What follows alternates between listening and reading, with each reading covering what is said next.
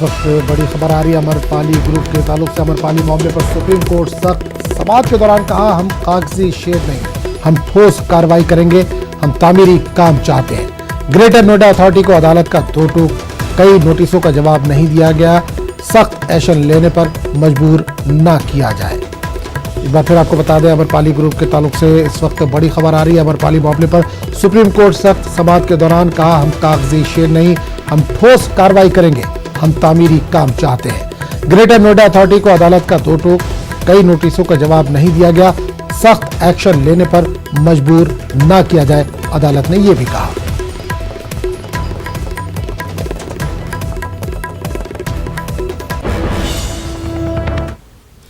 आगे बढ़ेंगे। सर्व शिक्षा अभियान के तहत सरकारी प्राइमरी स्कूलों में मुख्तलिफ मज़ामीन की किताबें मुफ्त फराहम की जाती हैं। ताहम यूपी में अक़लियती सरकारी स्कूलों में उर्दू की किताबें मुहैया नहीं कराई जा रही है। जिन अक़लियती इदारों में उर्दू एक मजमून के तौर पर पढ़ाई जाती है, वहां भी गुज़िश्ता कई बरसों से उर्दू की दरसी किताबें मुहैया नहीं कराई गई हैं।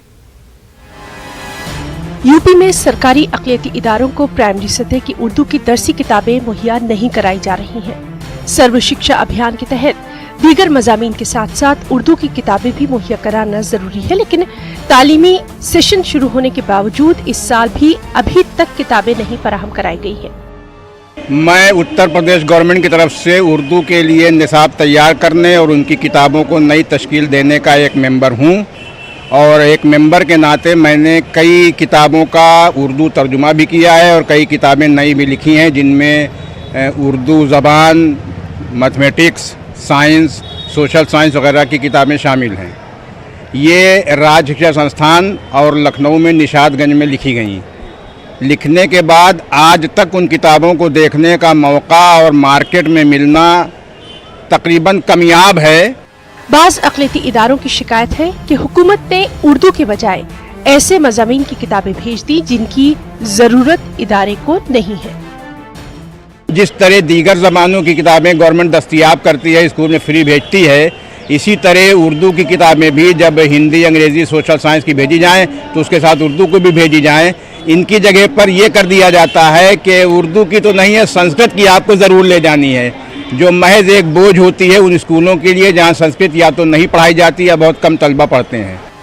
यूपी में उर्दू को दूसरी सरकारी ज़बान का दर्जा हासिल है।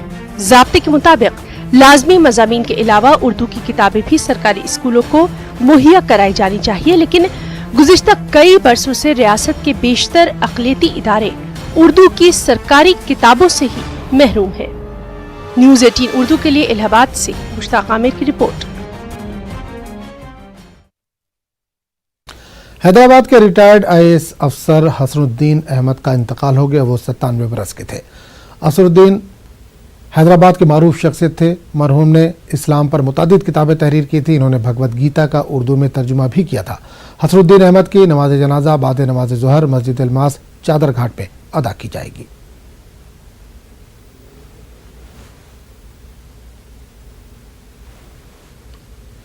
हिंदुस्तान ने चीन से कहा है कि इख्तलाफात के सबब दोनों मुल्कों को दोतरफा रिश्तों को मुतासिर नहीं होने देना चाहिए। बीजिंग में अपने चीनी हममनसब यांग यी के साथ मुलाकात के दौरान हिंदुस्तानी वज़ीर ख़ारजा एस जयशंकर ने कहा कि आलमी सियासत में हिंदुस्तान और चीन के रिश्तों का अलग मुकाम है। एस जयशंकर ने इन ख्यालात का इजहार उस वक्त किया जब चीन ने कश्मीर के ताल्लुक से हिंदुस्तानी इक़दामात पर एहतजाज किया। एस जयशंकर ने यांग यी से कहा कि किसी भी कशीदगी को कम करने के लिए दोनों मुल्कों को मुहतात कोशिशें करनी होंगी।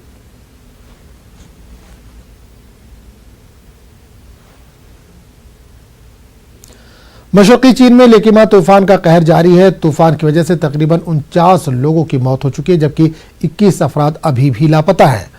ज़न्हुआ एजेंसी ने कल शाम ताज़ा अदाद-ओ-शुमार जारी किए।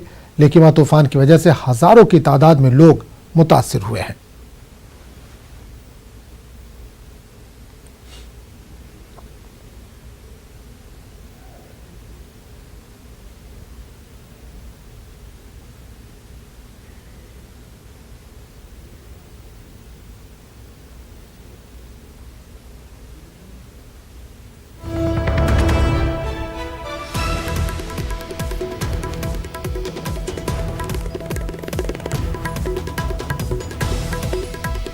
इस वक्त महाराष्ट्र से बड़ी खबर आ रही है। पालघर में बच्चों से भरी बस हादसे का शिकार हो गई। 14 बच्चे जख्मी हैं। जिनका इलाज जारी है। आपको एक बार फिर बता दें, खबर इस वक्त महाराष्ट्र के पालघर से आ रही है, जहां बच्चों से भरी बस हादसे का शिकार हो गई। इसमें 14 बच्चे जख्मी हुए, जिनका इलाज इस वक्त जारी है।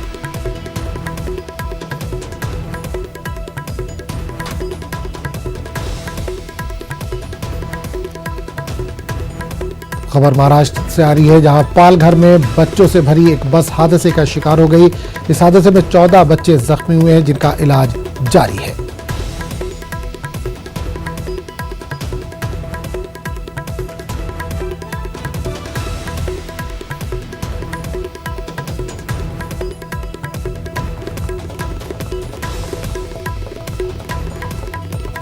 एक बार फिर बता दें कि महाराष्ट्र से इस वक्त एक बड़ी खबर आ रही है, जहां पालघर में बच्चों से भरी एक बस हादसे का शिकार हो गई। इस हादसे में 14 बच्चे जख्मी हुए हैं, जिनका अस्पताल में इस वक्त इलाज जारी है।